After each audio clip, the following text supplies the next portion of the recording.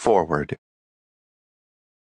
Indefensible recounts a 3-month journey I embarked upon after I watched the Netflix documentary Making a Murderer, along with tens of millions of other viewers around the globe in late December 2015. The trip was strange because I thought I'd already taken it, twice.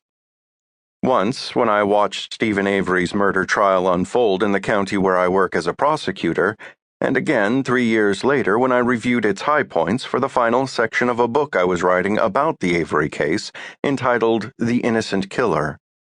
That book, published by the American Bar Association in 2014, focused on Avery's wrongful conviction in 1985, not his 2007 trial. In neither of those trips did I pay close attention to the landscape of the murder trial. It wasn't my trial, after all. I was not directly involved.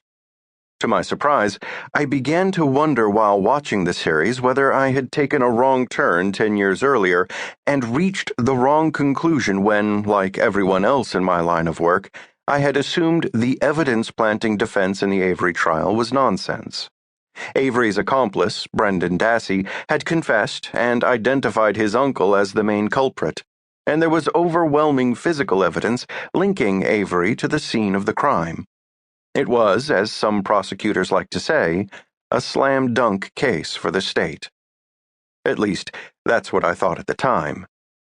Was it possible we might all have been wrong? I knew the documentary's producers were biased in favor of Avery. They had interviewed me for the project, and they even tried to get me to come around to their way of thinking.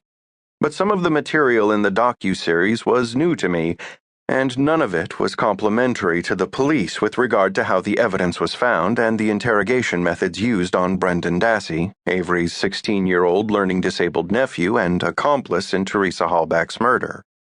So I decided to journey through the trial again, but this time more carefully, as if my life depended on it, because it might. Half the country, it seemed, was convinced the police had set up Avery again, that lightning had struck twice, and that he had been wrongly convicted a second time. Many people were angry. Some made threats on my life and the lives of others because we were part of Manitowoc County law enforcement and had spoken out publicly of Avery's guilt in the wake of Making a Murderer. Indefensible recounts my independent search for the truth about the Steven Avery case. I thought I knew that truth, but it was to some extent fractured by Making a Murderer. As I delved deeper into the circumstances surrounding Teresa Halbach's murder, the truth became whole again. As in any issue as complicated and as controversial as this one, the truth is elusive in the Avery case.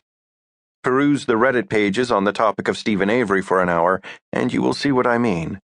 I tried to be as careful and unbiased as possible when I conducted my research for this book, but in the end, perfect objectivity is only something we can strive for. I'm still a prosecutor in Manitowoc County, Wisconsin. This is the background I come from. I'm not pro-prosecution in the usual sense. I have believed for a long time that the criminal justice system is broken to some degree and needs to be reformed. I have given presentations about wrongful convictions and police and prosecutor misconduct.